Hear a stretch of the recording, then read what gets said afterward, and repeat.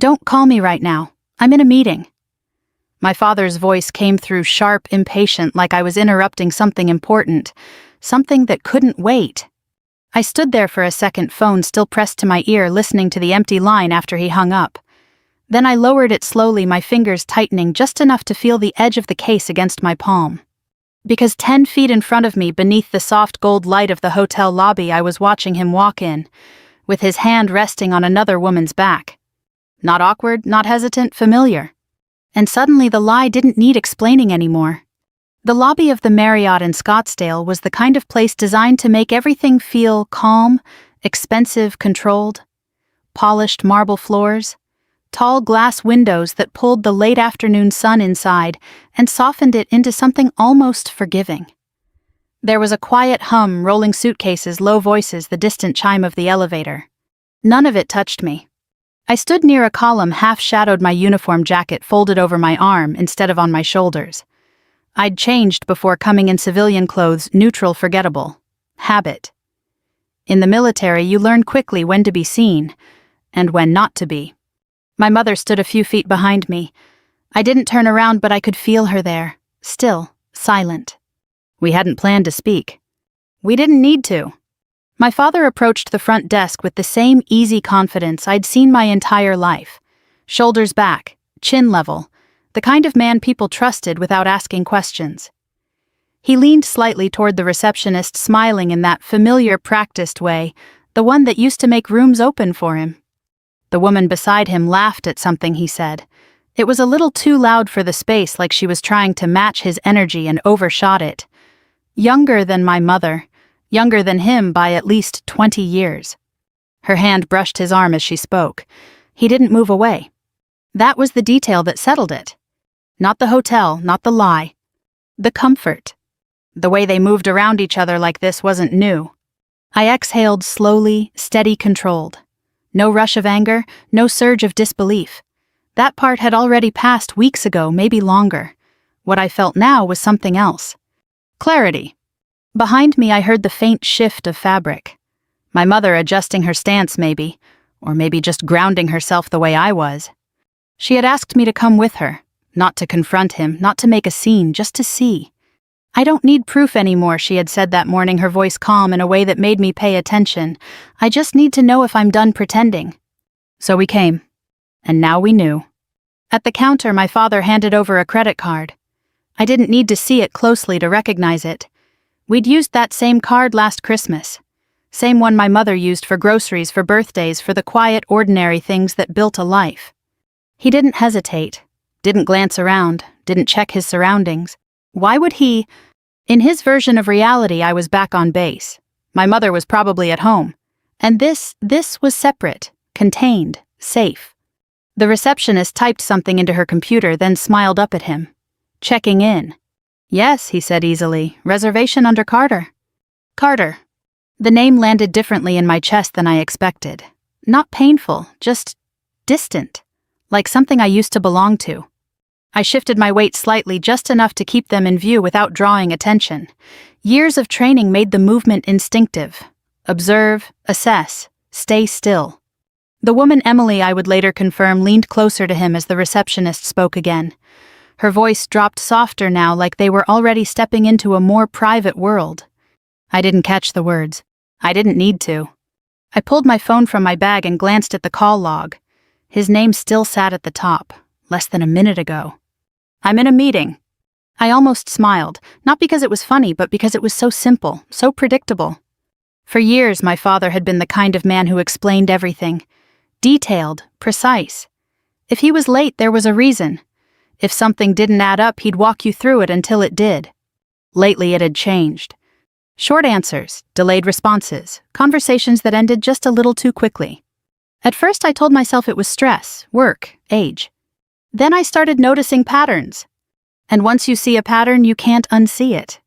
The receptionist reached for 2 key cards and placed them neatly on the counter. My father picked them up, his hand brushing hers in a brief, polite gesture, before he turned slightly toward the woman beside him. His hand returned to her lower back. Again natural, unthinking. Like it belonged there. I felt something shift inside me then. Not a break. That had happened earlier quietly over time. This was different. This was the moment something ended. They turned toward the elevators, walking side by side close enough that their shoulders almost touched. Neither of them looked around. Not once. The doors slid open with a soft chime. They stepped inside. And then they were gone. The lobby returned to itself almost immediately. A man on his laptop near the corner. A couple checking in behind where my father had just stood. The low music overhead steady and indifferent. Ordinary. That was what struck me most. How ordinary everything felt when nothing was. I stood there for a few seconds longer, letting the moment settle, not pushing it away, not rushing past it, just letting it exist. Then I turned. My mother met my eyes. There were no tears, no visible anger, just a kind of quiet that I had never seen in her before, not empty, just resolved. "Well," she said softly. "That was it. No accusation, no question. Just acknowledgement." I nodded once. Yeah. We didn't hug, didn't say anything else. We didn't need to. After 30 years of marriage, whatever needed to be understood between them already was. I glanced back toward the front desk. The receptionist was still there organizing something behind the counter. In my bag I could feel the edge of the envelope, thick, sealed, prepared. We hadn't come here by accident. A week earlier my mother had sat across from a lawyer in a quiet office and said the words out loud for the first time. Not with anger, not with hesitation, just clarity. "I'm done." Papers were drafted, documents gathered, accounts reviewed. Everything handled the way things should be handled when you're no longer reacting, but deciding. I stepped toward the front desk, slowly aware of my own breathing, steady and controlled. My mother followed just a step behind. The receptionist looked up as I approached. There was a flicker of recognition in her eyes. She remembered me from earlier. "Hi," I said, offering a small, polite smile. "We spoke on the phone." She nodded, glancing briefly between me and my mother. "Yes, I remember." I reached into my bag and placed the envelope gently on the counter. "I'd like you to give this to Mr. Carter when he checks out." She hesitated. Just for a moment. Her eyes dropped to the envelope, then lifted back to my face, searching for something, doubt maybe. "There won't be a scene," I added quietly. "He won't even know until he's leaving." Another pause, a human one. Then she nodded. "All right. Thank you." I stepped back, giving her space, giving the moment room to settle into something final. As we turned toward the exit, I felt it again, that same steady, unfamiliar feeling from before. Not relief, not satisfaction. Control. For the first time in a long time, we weren't waiting for him to decide what happened next. We already had. Outside, the Arizona heat hit my skin dry and immediate. The sunlight felt sharper now, less forgiving. Real. I didn't look back. We didn't talk about revenge. Not once. If you had asked my mother what she was doing, she wouldn't have used that word. She would have said something simpler, something quieter. "I'm getting my life in order." And that's exactly what it looked like. No dramatic confrontations, no late-night arguments, no accusations thrown across the dinner table. From the outside, nothing changed. My father still left early for work. My mother still made coffee in the mornings. The house still carried the same rhythm it always had. But underneath that rhythm, everything was shifting. It started with paperwork. One afternoon while my father was at work, my mother sat at the dining table with a small stack of documents spread out neatly in front of her. Bank statements, credit card summaries, insurance papers, the kind of things people only organize when something important is coming. I sat across from her, not speaking, just watching the way she moved, careful, methodical, not rushed. "You don't have to do this alone," I said after a while. She glanced up, a faint smile touching her lips. "I know." But she kept going. There was something about that moment that stayed with me, not because of what she was doing, but because of how she was doing it. There was no anger in her movements, no visible resentment, just focus. Control. A few days later, she met with a lawyer in Mesa. She didn't tell my father. She didn't tell anyone else either, just me. The first thing she asked me, my mother said that evening as we sat in the living room, was whether I wanted to fight or whether I wanted to finish. And I asked. She leaned back slightly, her hands folded loosely in her lap. I told her I didn't want a scene. That sounded like her. I just want it to be clear, she added. Clear. That word became the foundation of everything that followed. The lawyer explained the process community property law's asset division timelines. It was practical, structured, almost clinical. My mother listened to all of it without interruption. When it was over, she signed the initial documents with the same steady hand she used for everything else. No hesitation. After that, things moved quietly but quickly. Accounts were reviewed, copies were made, dates were noted. And then there was the envelope. It sat on the kitchen counter the first time I noticed it. Thick, sealed, unassuming. What's in it, I asked. Everything he needs to know, she replied. She didn't elaborate, she didn't have to. A few nights later, I asked her something I hadn't been able to shake. Why the hotel? She looked at me for a moment, considering the question. Because that's where he thinks he's in control, she said. I frowned slightly. He's careful at home, she continued. Measured. He knows how to manage what people see. But out there, she paused, choosing her words carefully. He's comfortable, and comfortable people don't hide as well as they think they do. That made sense. In the military, we were taught something similar. Patterns reveal truth, and people only maintain discipline for so long before they slip into habit. The hotel wasn't random. It was predictable. We didn't need to track him. We didn't need to follow him. All we had to do was wait for him to step into the version of his life he thought no one else could see. And then be there first. The day we drove to Scottsdale, neither of us said much. The highway stretched out ahead of us, sun reflecting off the asphalt in that dry Arizona way that made everything feel a little too bright. My mother kept both hands on the wheel, her posture steady, her expression neutral. You sure about this? I asked at one point. She didn't answer right away. Yes, she said finally. No doubt, no hesitation.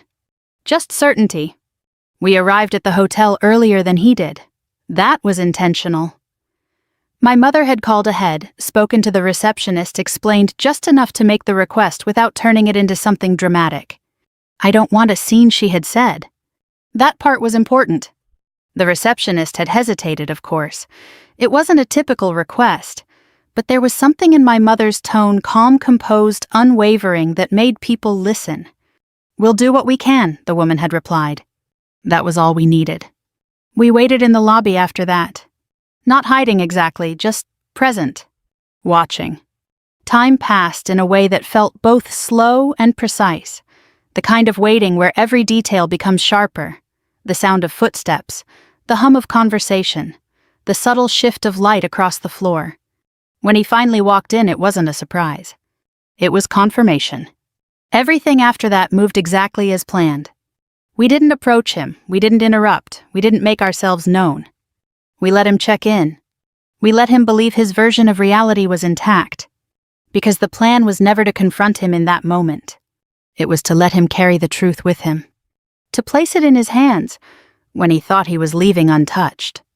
Back in the present, after we handed the envelope to the receptionist, my mother and I walked out of the hotel side by side.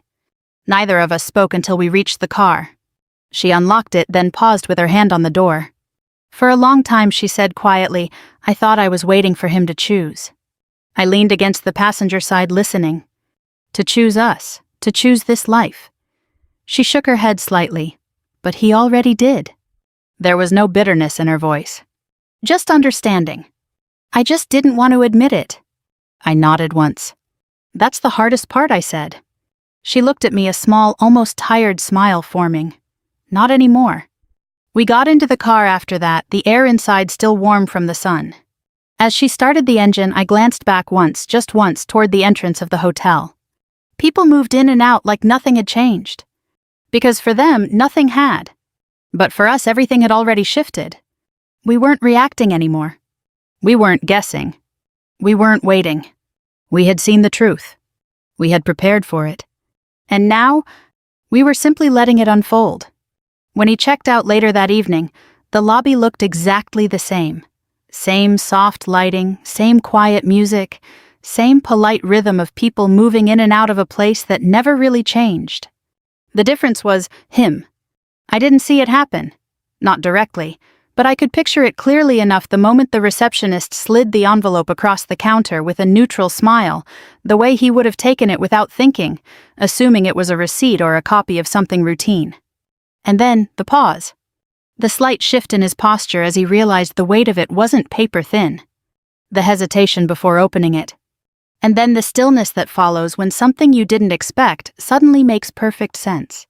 He wouldn't have made a scene. That wasn't who he was. Not in public. Not in a place where people could see. But something would have shown. A tightening in his jaw. A change in his breathing. That small involuntary reaction you can't control when your version of reality breaks open just enough to let the truth in. By the time he walked out of that hotel, he already knew. And for the first time, he wasn't the one in control of the narrative. The drive home from Scottsdale to Mesa usually takes about 20 minutes. That night I imagine it felt shorter. Not because he was calm, but because when something urgent settles into your mind, everything else disappears. Traffic, distance, time. It all collapses into a single thought. How do I fix this? By the time he pulled into the driveway, the house looked exactly the way he had left it that morning. Lights on in the kitchen, curtains slightly open, the familiar ordinary image of a life still in place. But what he didn't know, what he couldn't have known, was that inside everything had already changed. My mother and I were sitting at the kitchen table when the front door opened. We didn't turn right away. We let him walk in. Footsteps faster than usual, slightly uneven, the sound of the door closing harder than necessary. Linda. His voice carried something I hadn't heard in a long time, not authority, not control. Uncertainty. My mother looked up first. Not sharply, not dramatically, just steadily. "I'm here," she said. He stepped into the kitchen a moment later. I watched his face carefully. Years of training had taught me to read people, not just what they said, but what they tried to hide. His eyes moved quickly, taking in the scene. My mother at the table, me sitting beside her, the two of us together. Then the envelope in his hand. That's when the color in his face shifted. Not completely gone, not yet, but enough. "What is this?" he asked, holding it slightly up like the answer might be written on the outside instead of inside. My mother didn't respond immediately. She folded her hands in front of her, resting them lightly on the table. "It's exactly what it looks like," she said. There was a pause. Not long, but long enough for the meaning to land. "Divorce papers," he said, the word catching slightly in his throat. "Yes." He let out a short breath, almost a laugh, but there was no humor in it. This is insane." I didn't move, didn't lean forward, just watched. "You had someone hand me divorce papers at a hotel," he continued, his voice rising slightly. "At a hotel." "It was private," my mother replied calmly. "No one made a scene." "That's not the point," he snapped. I spoke then. "It is the point." His eyes snapped toward me. "Excuse me." I held his gaze evenly. "You didn't want a scene, neither did we." Silence followed. He looked between us again, searching for something: confusion, doubt, hesitation. There wasn't any. "You're overreacting," he said finally, his tone shifting, trying to regain footing. "You don't have all the information." My mother tilted her head slightly. "Then give it to me." Another pause. This one longer. Because that's the problem with lies. They need details. And when the moment comes to provide them, there's usually nothing left. "It's not what you think," he said, softer now. I almost smiled, not out of amusement but recognition. "It's exactly what we think," I replied. He ran a hand through his hair, pacing once across the kitchen like movement might help him find something to say. "She works with me," he said quickly. "It was a work trip, we had meetings." In a hotel room, I asked, my tone still calm. He stopped. "That's not—" "You told Mom you were in a meeting?" I continued, not raising my voice. "You were." He stared at me. "Just not the kind you thought you'd have to answer for." The words landed cleanly.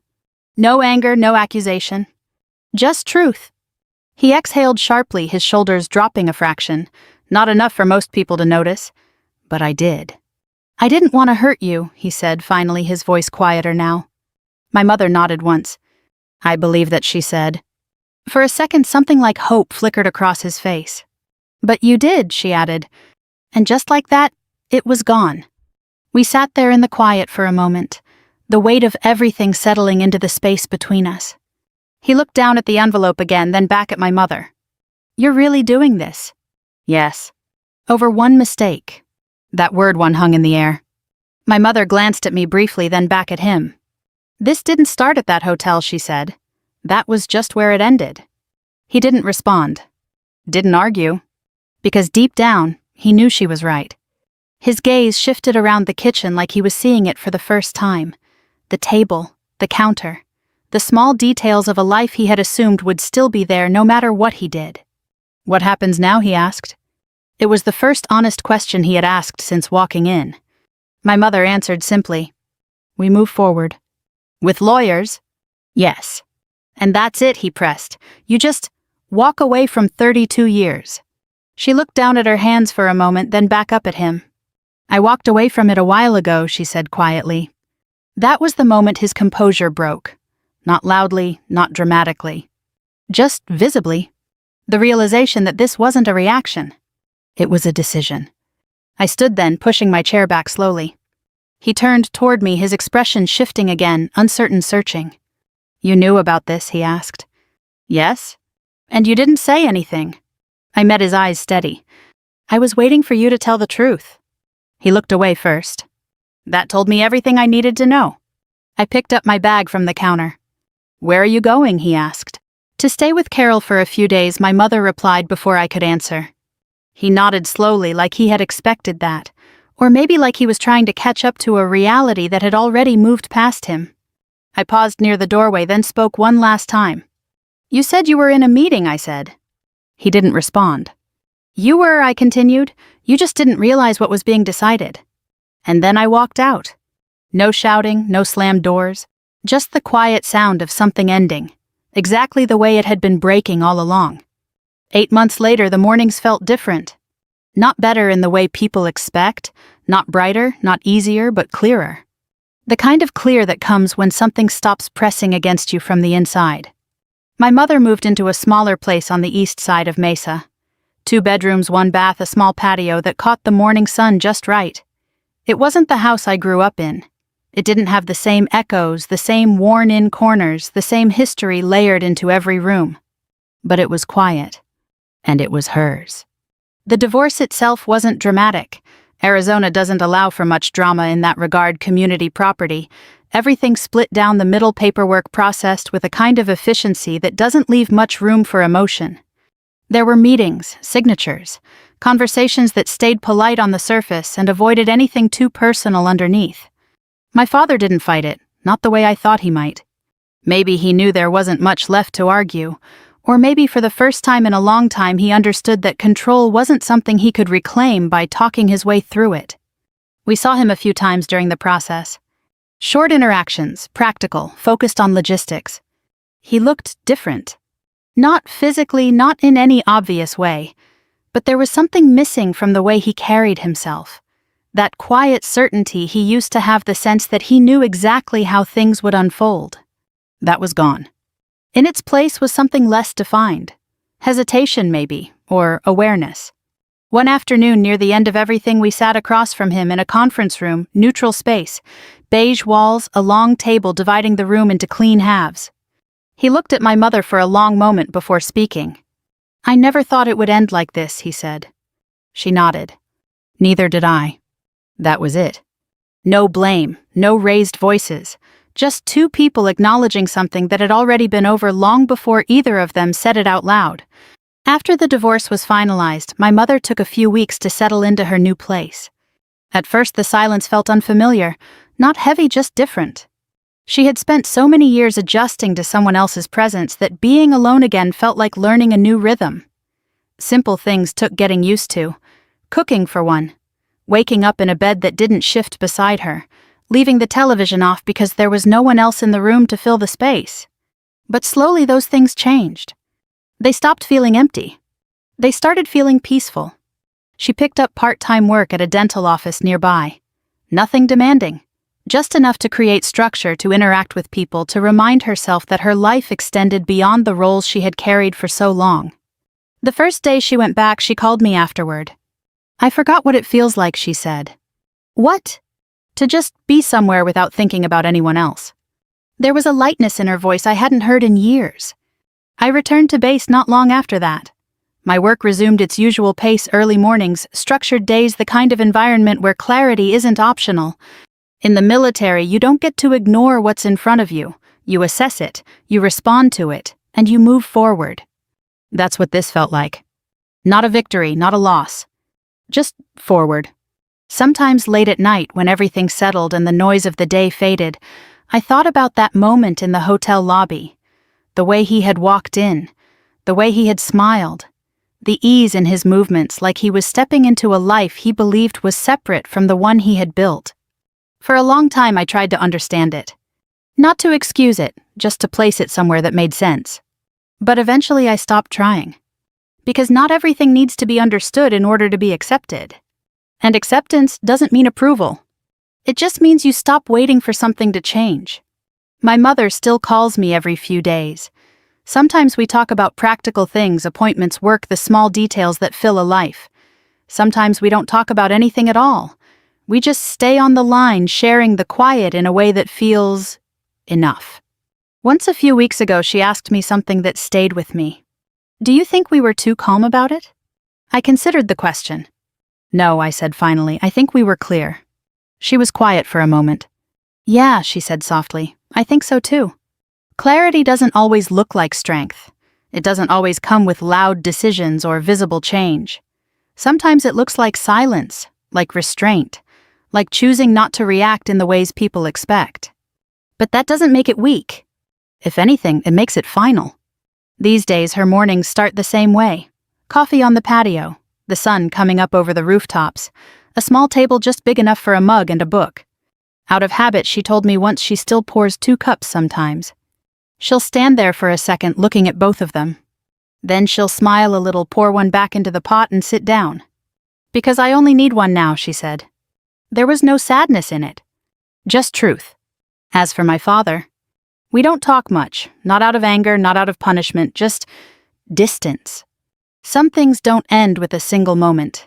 They fade, gradually, until what's left is something quieter, more defined. He still has his life, his work, whatever version of things he chose to step into. But it exists without us now. And that was his decision. We didn't take anything from him. We just stopped protecting the version of him that didn't exist anymore. If you've ever found yourself holding on to something out of habit, out of history, out of the hope that it might return to what it used to be, you already know how hard it is to let go. But there's a moment, quiet, almost invisible, when you realize you're not holding it anymore. You're just standing there. And for the first time in a long time, you're standing on your own. If this story stayed with you, I'd really like to hear your thoughts. Have you ever reached a point where silence said more than words ever could? Let me know in the comments below and tell me where you're watching from. We share stories like this every day, stories that remind us what it means to choose ourselves, even when it's hard. So if you're still here, consider subscribing so you don't miss the next one. Let's keep walking this path together.